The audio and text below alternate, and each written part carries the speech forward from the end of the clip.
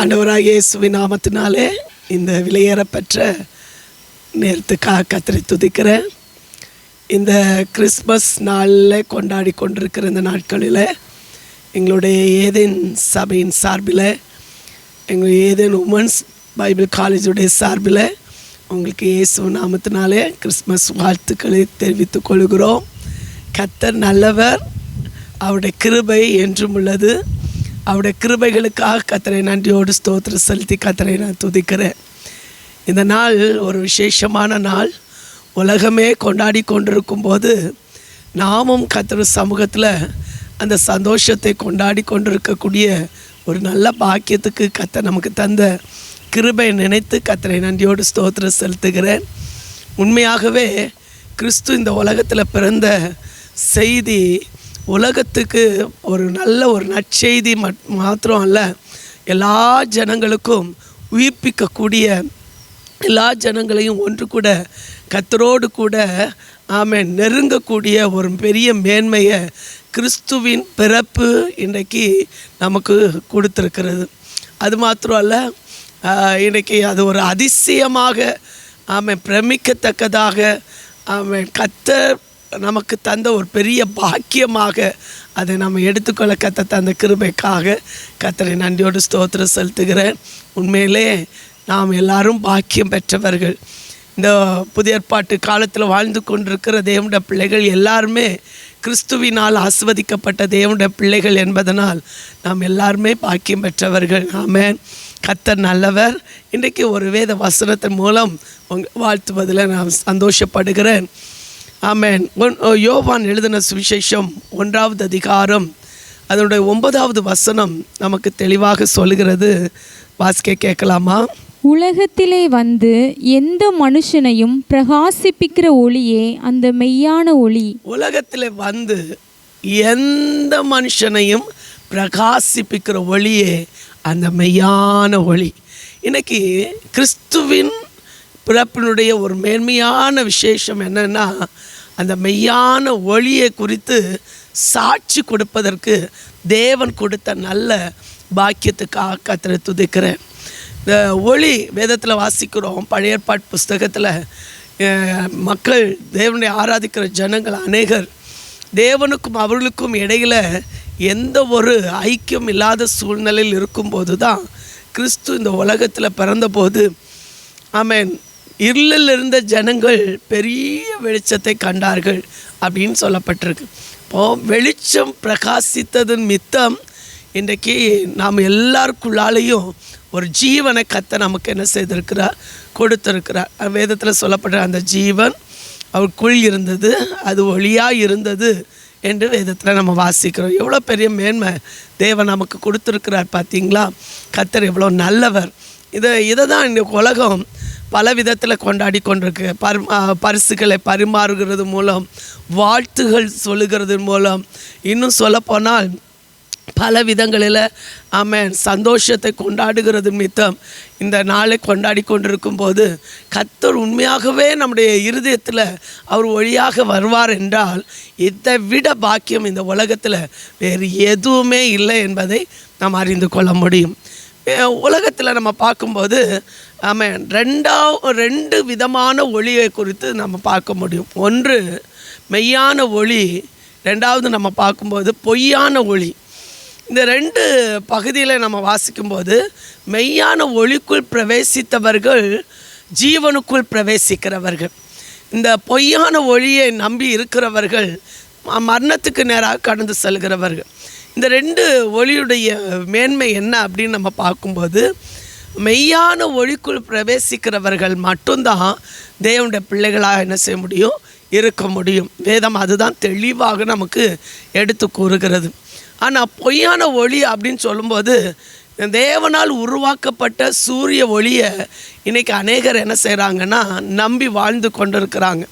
இந்த சூரிய ஒளி ஒரு குறிப்பிட்ட நாள் வரையிலும் தான் ஒரு மனுஷனுடைய வாழ்க்கையில் அது சூரிய ஒளியை என்ன செய்யும், கொடுக்க முடியும். அது குறிப்பிட்ட நாட்களுக்கு பிறகு அதனால் என்ன செய்ய முடியாது, ஒளி கொடுக்க முடியாது. அப்படிப்பட்ட அந்த ஒளியின் மேலே அநேக நம்பிக்கை வைத்து இன்றைக்கி மெய்யான ஒளியை மறந்து போகிறவர்களாக, மெய்யான ஒளிக்குள் பிரவேசிக்க முடியாதவர்களாக இன்றைக்கி அநேகர் போய் கொண்டிருக்கிறாங்க. ஆனால் வேதம் என்ன சொல்கிறது என்றால், அந்த மெய்யான ஒளிக்குள் பிரவேசிக்கிறவர்கள் தேவனுக்குள்ளும் நமக்குள்ளும் கர்த்தர் அதை பிரகாசிக்க பண்ணுகிறார் என்பதை குறித்து வேதம் தெளிவாக சொல்லு. 1 யோவான் அதனுடைய 2வது அதிகாரம் 8வது வசனத்தை நம்ம வாசிக்கும்போது அதில் சொல்லப்பட்டிருக்கு, வாசிக்க கேட்கலாமா? மேலும் நான் புதிய கற்பனையையும் உங்களுக்கு எழுதுகிறேன், இது அவருக்குள்ளும் உங்களுக்குள்ளும் மெய்யாய் இருக்கிறது.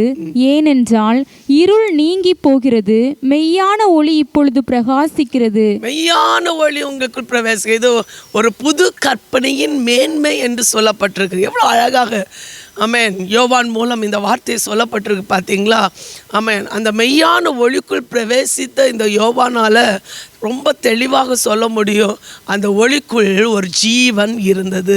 இன்றைக்கி அந்த ஒளிக்குள் பிரவேசிக்கிறவங்க சொல்ல முடியும், ஆமென், அதுக்குள்ளால் ஒரு சந்தோஷம் இருக்குது, அதுக்குள்ளால் ஒரு அன்பு இருக்குது, அதுக்குள்ள ஒரு கீழ்ப்படிதல் இருக்குது, அதுக்கு ஒரு மன்னிப்பு குணம் இருக்குது. உண்மையாக அந்த அன்பை பெற்ற தேவனுடைய பிள்ளைகளால் சொல்ல முடியும், கர்த்தருடைய அன்பின் கரம் அந்த ஒளிக்குள் பிரகாசித்திருக்கிறது என்பதை குறித்து நாம் நன்றாக அறிந்து கொள்ள முடியும். வேதத்தில் நாம் வாசிக்கும்போது இயேசு கிறிஸ்து மலை பிரசங்கத்தில் ஒரு வார்த்தை சொல்லியிருக்கிறார். என்ன வார்த்தை சொல்லியிருக்கிறார்னா, நீங்கள் இந்த உலகத்துக்கு ஒளியாகி இருக்கிறீர்கள். ஏன் அந்த வார்த்தையை இயேசு கிறிஸ்து சொன்னார் அப்படின்னா, கிறிஸ்துவிடத்திலிருந்து வருகிற ஒளியை பெற்ற தேவனுடைய பிள்ளைகளால் மட்டும்தான் அந்த ஒளிக்குள்ளால் பிரவேசிக்க முடியும், அந்த ஒளியின் பிள்ளைகளாக வாழ முடியும் என்பதை குறித்து வேதம் நமக்கு தெளிவாக சொல்லுகிறது. இன்றைக்கி இதை கேட்டுக்கொண்டிருக்கிற தேவனுடைய பிள்ளைகளுடைய வாழ்க்கையில் ஆமென், ஒருவேளை சொல்லலாம், எனக்கு சமாதானமே இல்லை, சந்தோஷமே இல்லை. இயேசு கிறிஸ்து இந்த உலகத்தில் வந்த நோக்கமே சமாதானத்தை தரும்படியாக தான், சந்தோஷத்தை தரும்படியாக தான். ஆனால் அது பெற்றுக்கொள்ளாமல் இருப்பதற்கு காரணம், இன்னும் நம்ம இருளே இருந்தால், அந்த மெய்யான ஒளிக்குள் பிரவேசிக்க முடியாத ஒரு சூழ்நிலையில் நாம் இருப்போமானால், ஆமென், அந்த மெய்யான ஒளியின் மித்தம்தான் இருள் நம்மை விட்டு என்ன செய்யப்படுதுன்னா அகற்றப்படு. பாவ இருள், அறியாமை ஆகிய இருள், இன்னும் சொல்லப்போனால் பிசாசினால் உண்டாக்கப்படுகிற பலவிதமான இருளின் அனுபவங்கள், பலவிதமாக சொல்லப்போனால் பாவ வாழ்க்கையினால் ஏற்படுகிற நிந்த அவமானங்கள், இப்படிப்பட்ட இருளின் அனுபவங்கள் நம்ம விட்டு மாற்றப்படுமானால் நிச்சயமாகவே இந்த ஒளிக்குடைய மேன்மையை நம்மளால் என்ன செய்ய முடியும், பெற்றுக்கொள்ள முடியும். ஒரே ஒரு பகுதியை மாத்திரம் உங்களுக்கு சுட்டி காண்பிக்க விரும்புகிறேன். இந்த மெய்யான ஒளியினுடைய மேன்மை என்னன்னா, நம்மளை பிரகாசிக்க வைக்கிற ஒரு ஒளி. நம்ம சாதாரணமாக நம்ம நினச்சிடக்கூடாது. ஒரு மனுஷன் அறியாமலே வாழ்ந்து கொண்டிருக்கும்போது, பாவ வாழ்க்கையில் வாழ்ந்து கொண்டிருக்கும்போது, ஒரு பிசாசினுடைய ஆதிக்கத்தில் வாழ்ந்து கொண்டிருக்கும்போது, வியாதி, மரணம், இப்படிப்பட்ட வாழ்க்கையில் வாழ்ந்து கொண்டிருக்கும்போது இந்த ஒளி ஒரு மனுஷனுக்குள்ளே பிரவேசிக்கும் போது, ஃபார் எக்ஸாம்பிள் நம்ம சொல்லும்போது சவுலுடைய வாழ்க்கை பாருங்கள், ஒரு துன்மார்க்கமான வாழ்க்கை உள்ளவன் தான். ஆனால் அவனுக்குள்ள அந்த ஒளி வீசப்பட்ட போதோ அவனுடைய வார்த்தை மாற்றப்பட்டது, அவனுடைய வாழ்க்கை மாற்றப்பட்டது, அவனுடைய பேச்சு மாற்றப்பட்டது, அவனுடைய சூழ்நிலைகளே மாற்றப்பட்டது. எல்லா நிலைமைகளுக்கும் ஒரு வாழ்க்கையில் கர்த்தர் ஒரு வித்தியாசத்தை அவனுடைய வாழ்க்கையில் கர்த்தர் கொடுத்தார் என்பதை குறித்து நம்ம பார்க்க முடியும். அது ஒரு பெரிய ஒரு சாட்சி என்பதை நம்ம அறிந்து கொள்ள முடியும். அப்போ அந்த பிரகாசிக்கிற ஒளி ஒரு மனுஷனுக்குள்ள பிரகாசிக்கும் போது அவங்க சொல்லுவாங்க, ஓ கிறிஸ்துதான் மெய்யான ஒளி, அந்த கிறிஸ்துவை போல ஒரு இரட்சகர் இந்த உலகத்தில் இல்லை என்பதை அறிந்து கொள்வதற்கு கர்த்தர் அவங்களுக்கு என்ன செய்கிறார், கிருபை கொடுக்கிறார். இன்றைக்கும் வேதத்தில் சொல்லப்பட்டிருக்கிறது, ஆமென், அந்த ஒளியினிடத்தில் வருகிறவர்கள் சத்தியத்தின்படி நடக்கிறவர்களாக இருக்க வேண்டும் என்று விரும்புகிறவர்கள். இன்னொரு வசனம் நம்ம வாசிக்கும் போது அது தெளிவாக சொல்லப்பட்டிருக்கு. யோவான் 3வது அதிகாரம் அதனுடைய 20வது வசனத்தை நம்ம வாசிக்கும் போது, ஆமென், பொல்லாங்கு செய்கிற எவனும் அந்த ஒளியை என்ன செய்கிறான், பகைக்கிறான். அதனால் அந்த ஒளியினிடத்தில் அவன் வராதிருக்கிறான். தன்னுடைய பொல்லாதான காரியங்கள் கண்டிக்கப்படாதபடிக்கு அவன் ஒளியினிடத்தில் வராதிருக்கிறான் என்று சொல்லப்பட்டிருக்கு. ஆனால் அதே பட்சத்தில் சத்தியத்தின்படி நடக்கணும்னு விரும்புகிற தேவனுடைய பிள்ளைகள் என்ன செய்கிறாங்கன்னா, அந்த ஒளிநடத்தில் வரும்போது தனக்குள்ளால் இருக்கிற பாவ வாழ்க்கையாக இருந்தாலும் சரி, அது கண்டிக்கப்படுவதற்காக தன்னை முழுவதுமாக என்ன செய்கிறாங்க, ஒப்பு கொடுக்குறாங்க என்று வேதத்தில் நம்ம வாசிக்க முடியும். அது மட்டும் இல்லை, அந்த ஒளியினிடத்தில் நீங்கள் ஐக்கப்பட்டிருந்தால் நம்ம பிதாவோடு கிறிஸ்துவோடு ஆமென் அந்த பரிசுத்த ஆவியானோடு கூட ஐக்கப்பட்டிருப்பதற்கு அது ஏதுவாக இருக்கும் என்று வேதம் நமக்கு தெளிவாக சொல்லுகிறது. இன்னைக்கு எத்தனை பேரால் சொல்ல முடியும், ஆண்டவரே நான் இந்த ஒளி நடத்தில் நடக்க விரும்புகிறேன். ஒருவேளை நம்ம இதுவரை அந்த ஒளி நடத்தில் நம்ம நடக்காமல் இருந்தால், கிறிஸ்துவின் மூலம் கிடைக்கப்பட்ட இந்த ஒளி ஒரு மனுஷனுக்குள் பிரவேசிக்காமல் இருக்கும் வரையிலும் அவனுடைய வாழ்க்கையில் கிறிஸ்துவை பற்றி சரியான ஒரு அறிவு அவனுடைய வாழ்க்கையில் இல்லாமல் தான் இருக்கும். வேதத்தில் நம்ம வாசிக்கும்போது வேதத்தில் வாசிக்கும்போது நம்முடைய இருதயத்தில் அந்த ஒளி வீசப்படும்போது எல்லா பாவ கரைகளிலிருந்து பாவ வாழ்க்கையிலிருந்து கர்த்தர் நம்ம என்ன செய்கிறார், விடுதலை ஆக்குகிறார். நான் ஒரு சம்பவத்தை மாத்திரம் உங்களுக்கு சொல்லி உங்களுக்காக நான் ஜெபிக்க விரும்புகிறேன். ஒரு தகப்பனாருக்கு 2 பிள்ளைகள் இருந்தாங்க. அந்த 2 பிள்ளைகளும் அவங்களுக்கு நல்ல பிரியமான பிள்ளைகள் தான். ஆனால் அந்த தகப்பனார் ஒரு குறிப்பிட்ட வயது வந்த உடனே அந்த பிள்ளைகளுடைய அறிவை சோதிப்பதற்காக பிள்ளைகளுக்கு ஒரு சின்ன டெஸ்ட்டை கொடுத்தார். இன்றைக்கி நம்ம வாழ்க்கையில் பாருங்கள், நம்ம பிள்ளைகள் எல்லாருமே நல்ல பிள்ளைகள் தான். எல்லா பிள்ளைகளும் தேவனால் கொடுக்கப்பட்ட பிள்ளைகள் எல்லாருமே நல்ல பிள்ளைகள் தான். ஆனால் ஒன்று புரிந்து கொள்ளணும், அந்த டெஸ்ட்டு நம்முடைய வாழ்க்கையில் வரும்போது நாம் செயல்படுத்துகிற விதங்கள் ஒரு மனுஷனுடைய வாழ்க்கையில் எந்த விதத்தில் கர்த்தரை நாம் அறிந்திருக்கிறோம் என்பதை நாம் அதை என்ன செய்கிறது, வெளிப்படுத்துகிறது. இப்போது 2 பிள்ளைகள், அதில் 2 பிள்ளைகளில் மூத்த மகன், 2வது மகன், மூத்த மகனிடத்தில் ஒரு 10 ரூபாயை கொடுத்து 2வது மகன்கிட்ட 10 ரூபாய் கொடுத்து ஒரு நாள் முழுவதும் டைம் கொடுத்து 2 ரூம் அவங்க கையில் கொடுக்கப்பட்டிருந்தது. மூத்த மகனுக்கு ஒரு ரூம், 2வது மகனுக்கு ஒரு ரூம். அப்போது இந்த 2 அறைகளும் இந்த பிள்ளைகள் கையில் கொடுத்த உடனே அவங்க சொன்ன ஒரு வார்த்தை, 10 ரூபாய் நான் உங்கள் கையில் தர்றேன், இந்த 10 ரூபாய் வைத்து ரூமை நீங்கள் என்ன செய்யணும்னா நிரப்பணும், அலங்கரிக்கணும், நல்ல ஒரு நிலைமையில் நீங்கள் கொண்டு வரணும், அது உங்கள் கையில் தான் இருக்குது என்று சொல்லி அந்த தகப்பனார் என்ன செய்தாருன்னா, அந்த 10 ரூபாயை கையில் கொடுத்துட்டு சோதிக்கிறதுக்காக ஒரு நாள் முழுவதும் டைம் கொடுத்தாங்க. 24 மணி நேரம் அவங்களுக்கு கொடுக்கப்பட்டிருந்தது. அந்த 24 மணி நேரமும் எந்த விதத்தில் இவங்க பிரயோஜனப்படுத்துகிறாங்க என்பதை தகப்பனார் என்ன செய்தார், சோதித்தறிந்தார். அந்த மூத்த மகன் என்ன செய்தார்னா, இவ்வளோ தானே, எவ்வளோ ஈஸியான வேலை என தகப்பனார் சொல்லியிருக்கிறார் என்று சொல்லி அவனுடைய மனதில் நினைத்த ஒரு காரியம் என்னென்னா, அந்த 10 ரூபாயை கொண்டு போய் நல்ல வாய்க்கோலை வாங்கி அந்த ஒரு ரூம் முழுவதும் நிரப்பி வைத்து விட்டு தகப்பனார் வர்ற நேரத்தில் நான் ரூமை தானே நான் நிரப்பணும், அந்த தகப்பனார் வந்து நான் இதை காண்பிப்பேன் என்று சொல்லி அதை ரெடி பண்ணி காத்திருந்தார். ஆனால் 2வது மகன் என்ன செய்தான் தெரியுமா, கிடைத்த அந்த 10 ரூபாயை கொண்டு போய் நேர ஆலயத்துக்கு போய் கடந்து சென்றான். அங்கே போய் கர்த்தரை தொழுது கொண்டான். முதல்ல அவன் செய்தது கர்த்தரை தொழுது கொண்டான். 2வது அவன் என்ன செய்தான்னா, அந்த 10 ரூபாயில் கர்த்தருக்கு கொடுக்க வேண்டிய தசம பாகத்தில் 1க்கு 2 அவன் கொடுத்தான். 2 ரூபாய் அங்கே கொடுத்தான். அந்த 2 ரூபாயை கொடுத்துட்டு அப்படி கடந்து வரும்போது ஒரு ஏழை மனிதன் பிச்சை கேட்டு கொண்டிருந்தான். எனக்கு கொஞ்சம் தாங்க ஐயா, எனக்கு ரொம்ப பசிக்குது, எனக்கு உதவி செய்யுங்க ஐயா அப்படின்னு சொல்லி கேட்கும்போது இவன் என்ன செய்தான்னா, தன் கையில் இருந்த இன்னும் 2 ரூபாயை எடுத்து அவன் கையில் என்ன செய்தான், கொடுத்துட்டு மீதி உள்ள 6 ரூபாய் அவன் கையில் வச்சுருந்தான். அந்த 6 ரூபாய்க்கு போய் என்ன செய்தான் தெரியுமா, நல்ல ஒரு தீப்பெட்டி வாங்கினான், நல்ல ஒரு கேண்டில் வாங்கினான், பெரிய ஒரு கேண்டில் வாங்கினான். அதுக்கப்புறம் அவன் என்ன செய்தான் தெரியுமா, வீட்டுக்கு வந்த அந்த அறையில் எல்லா அழுக்குகள், எல்லா ஒட்டையாக இருக்கிறது எல்லாத்தையும் அழுக்குகள் எல்லாத்தையும் நீட்டாக க்ளீன் பண்ணி நல்லா கழுவி துடைத்து அவன் என்ன செய்தான் தெரியுமா, நீட் பண்ணிவிட்டு அப்பா வர்ற நேரம் வரையில் காத்திருந்தான். அவன் காத்திருந்தது மட்டும் இல்லை, அப்பா இருக்கிறதுக்காக ஒரு சேரை அரேஞ்ச் பண்ணி போட்டு அப்பா வர நேரத்தில் அந்த கேண்டில் அந்த வீட்டின் நடுவில் அதை என்ன செய்தான்னா கொளுத்தி வைத்து விட்டான். அதை கொளுத்தி வைத்த உடனே அந்த அப்பா வரும்போது நம்ம இதை வீட்டு நிரம்பி இருக்கிற அந்த ஒளியை காண்பிக்கணும் அப்படின்னு சொல்லிட்டு அவன் சந்தோஷமாக அவன் நிரம்பி இருக்கும்போது தகப்பனார் வரக்கூடிய நேரம் வந்து விட்டது. அவன் என்ன செய்தான் தெரியுமா? முதலாவது மூத்த மகனுடைய ரூமுக்கு அவர் கடந்து சென்றான். அங்கே போய் பார்த்தா அந்த ரூமுக்குள்ளால் அந்த அப்பாவால் என்ன செய்ய முடியாது, போய் உட்கார முடியாது. ஃபுல்லாக வைக்கோலால் அவன் என்ன செய்திருக்கான்னா நிரப்பப்பட்டிருக்கிறத பார்த்தான். ரெண்டாவது ரூமில் தகப்பனார் வரும்போது அவர் என்ன செய்தான்னா, அப்பா உட்கார்றதுக்கு ஒரு சேர் போட்டிருந்தார். அந்த வீட்டுக்குள்ளால் ஒரு கேண்டில் அழகாக எரிந்து கொண்டிருந்தது.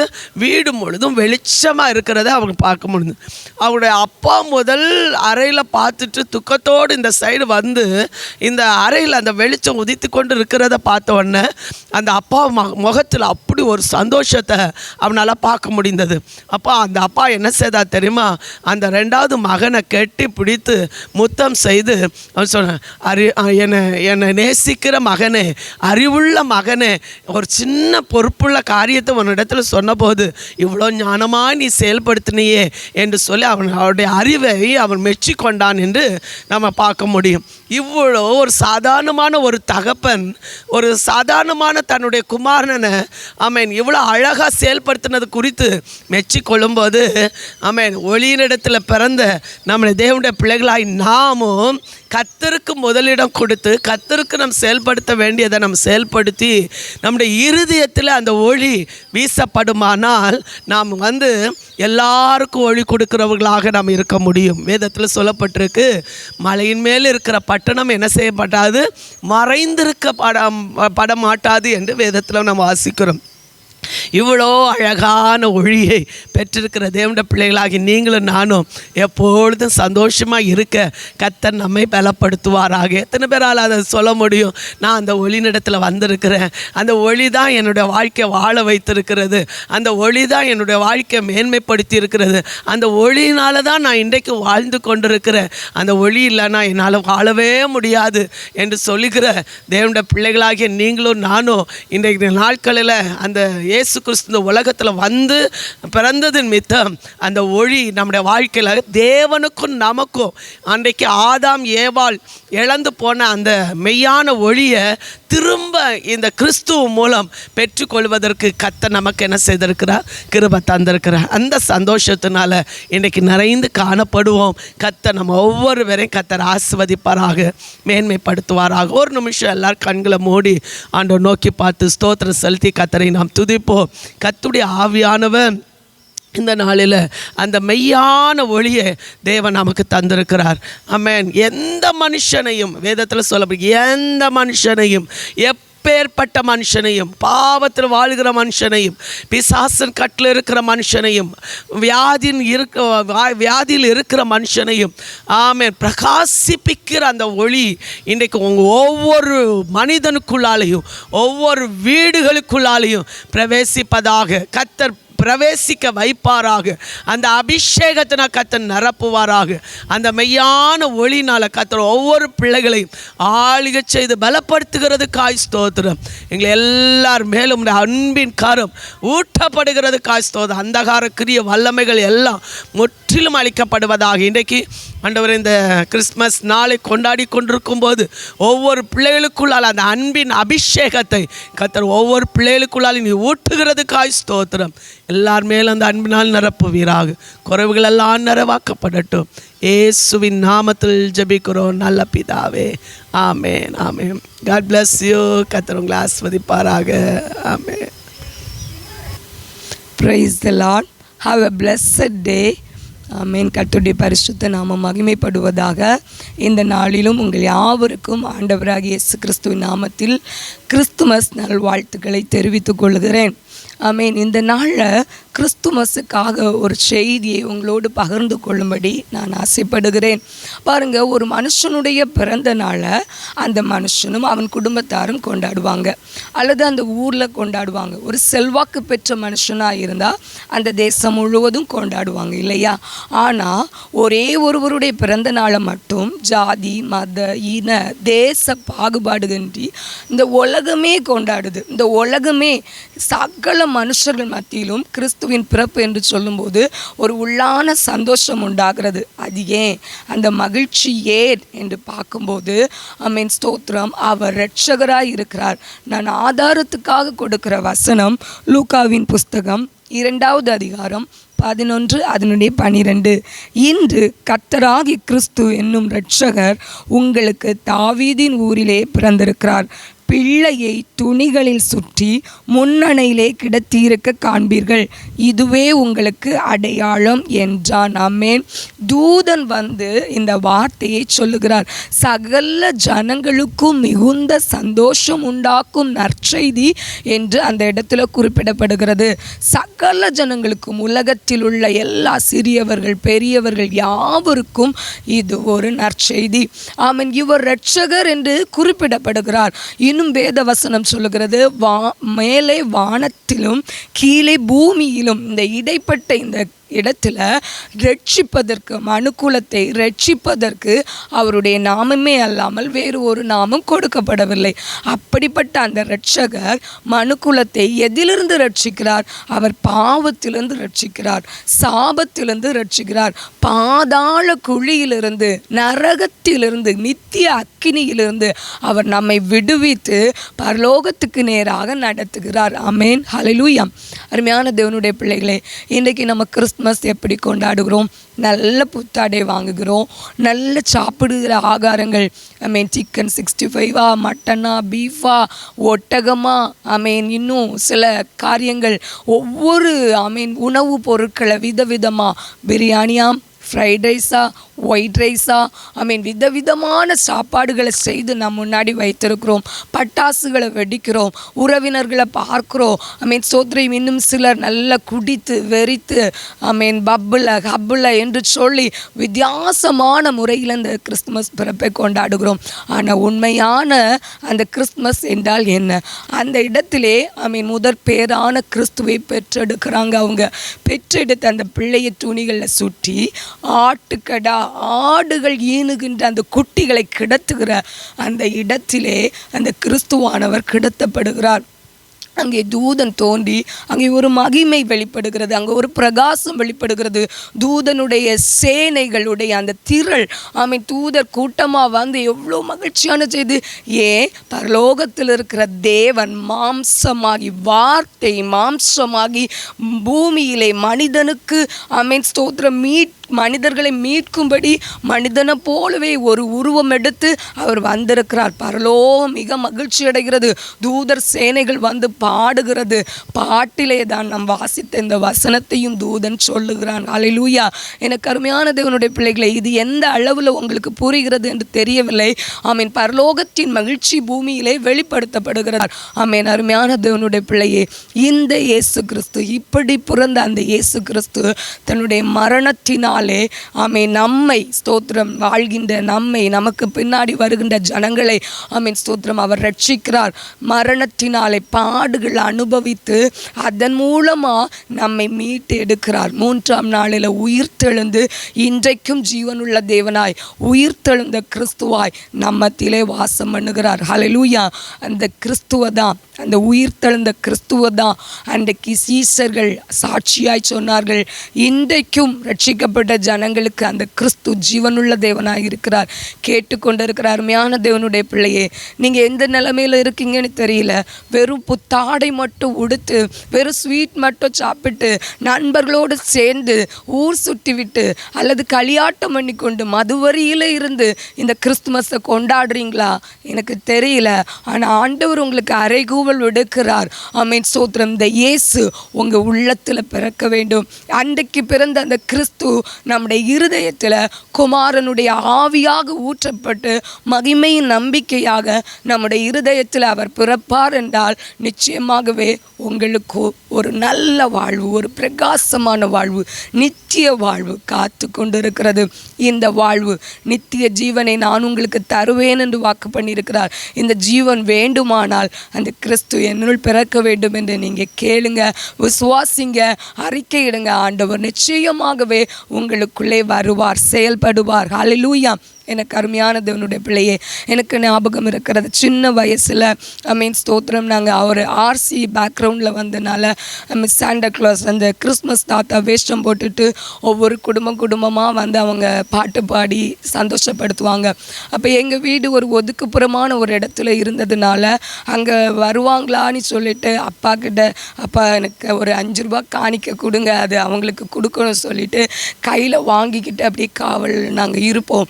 ஆனால் சில நேரம் வந்திருக்காங்க, சில நேரம் எங்கள் வீடு வந்து தள்ளி இருக்கிறதுனால அல்லது அந்த காரியத்திலேருந்து விடுவித்து, அதாவது அவர்கள் அந்த இடத்தை கடந்து போவார்கள். அழுகையாக வரும், ஏசப்பா இந்த கிறிஸ்மஸ் தாத்தா எங்கள் வீட்டுக்கு வர மாட்டாங்களா அப்படி என்று அழுகை என்னுடைய கண்களில் வந்திருக்கிறது. ஆனால் அந்த கிறிஸ்மஸ் தாத்தா வரல, அந்த ஏசப்பா என் உள்ளத்தில் வந்தாங்க, ரட்சிப்பு தந்தாங்க.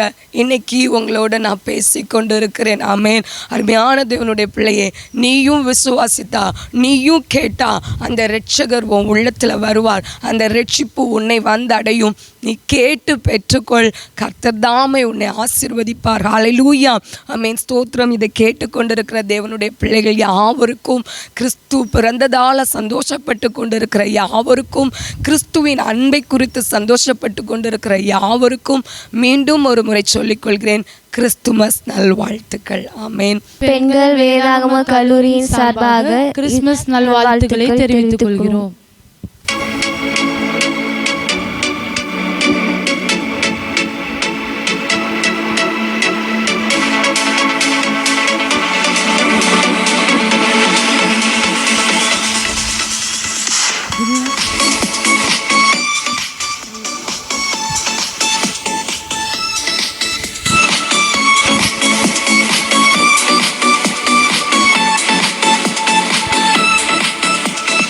இல்லாத காற்று சுமைந்து மேலோக துது கூட்டம் பாடும் நேரது, மண்ணின் மாந்தரும் கதரும் நேரது, நம் தேசிய மண்ணில் உதித்தார்.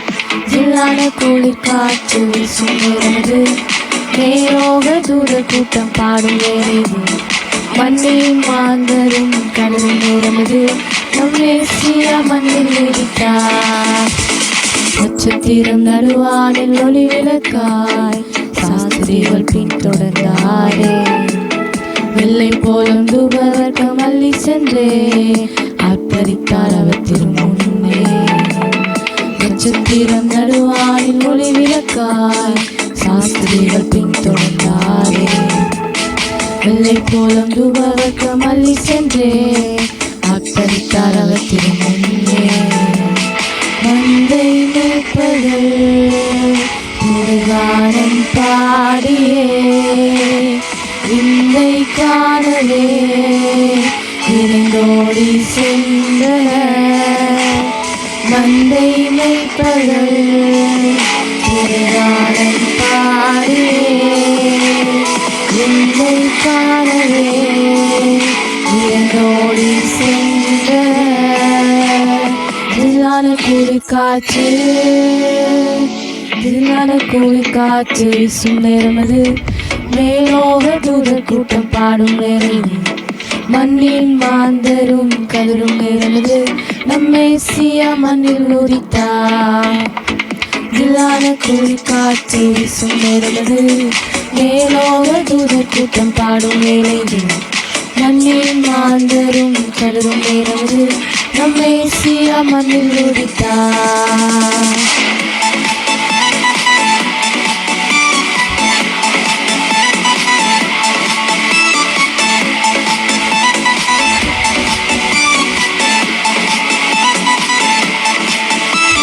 மனிதரின் பாவரோகம் மாற்றிடவே மாஜோதி மானிடரானார்.